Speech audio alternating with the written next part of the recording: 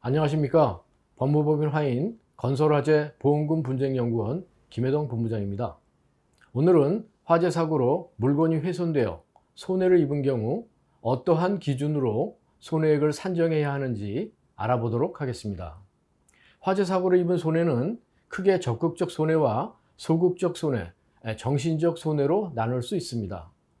여기서 적극적 손해란 사고로 인한 치료비와 물건의 파손 등으로 인한 손해 등 직접적인 손해를 의미합니다. 소극적 손해는 사고가 발생하지 않았을 경우 피해자가 장래에 얻을 수 있는 미래소득을 의미하며, 정신적 손해는 말 그대로 위자료를 의미합니다. 화재로 인하여 건물 또는 물건이 소외됨으로써 발생한 손해는 불법행위로 인하여 직접 발생한 손해이므로 적극적 손해에 해당됩니다. 따라서 화재가 발생하게 되면 피해자 또는 피해자의 보험회사에서는 손해사정인을 선임하여 총 손해액과 잔존가치를 평가하여 순손해액을 산정하는 손해사정 절차를 진행하게 됩니다. 보험회사는 이러한 손해사정 과정을 통하여 산정된 순손해액을 기초로 피해자에게 보험금을 지급하게 됩니다.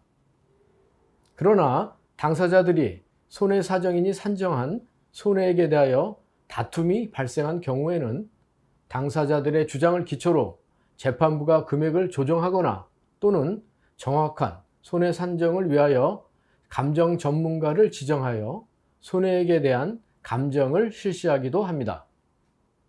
또한 화재가 발생하여 물건이 소외된 경우 그 피해액의 산정은 사고 당시 물건을 새로 조달하기 위해 소요되는 재조달 원가에 따라 그 손해액을 산정하게 됩니다. 그러나 피해자가 입은 손해액을 오로지 재조달 원가를 기준으로만 산정한다면 현실에서는 피해자들이 예상한 실질 손해액에 크게 못 미치는 결과를 초래하게 됩니다.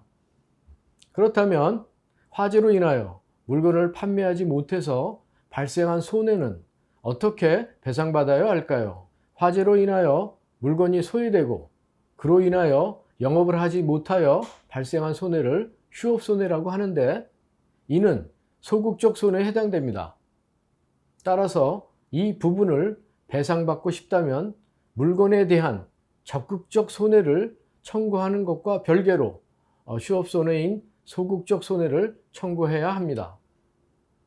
위에서 살펴본 바와 같이 화재가 발생하여 물건이 훼손된 경우 물건에 대한 적극적인 손해액만 청구하게 되면 화재로 입은 손해를 충분히 배상받을 수 없습니다.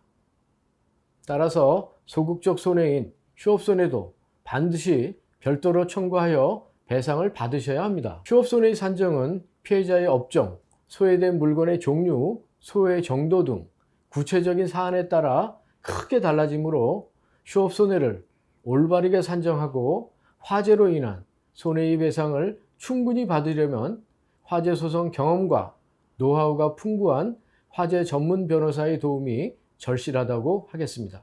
혹시라도 주변에 화재 사고로 인한 고가의 물건이 소외되어 고민하고 계시다면 주저하지 마시고 저희 건설화재 보험금 분쟁연구원과 상담해 주시기 바랍니다. 저희 법무법인 화인 건설화재 보험금 분쟁연구원에서는 화재 발생 시 신속한 현장 조사, 화재 감식, 국가수 감정서 등을 근거로 화재 원인을 철저히 규명하고 나아가 감정 전문가를 활용하여 피해자가 입은 손해액을 철저히 산정하는 등 사회적, 경제적 약자인 피해자가 갑작스러운 화재 사고로 경제적 불이익을 당하지 않도록 최선의 노력을 다하겠습니다.